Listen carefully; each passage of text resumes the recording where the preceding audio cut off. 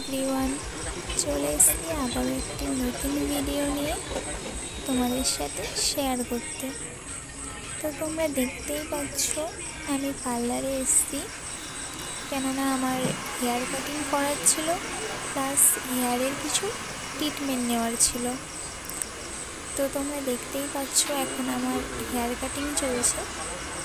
তো আমার হেয়ার দেখো দাদাভাই কত সুন্দর করে কাটিং করে দিচ্ছে।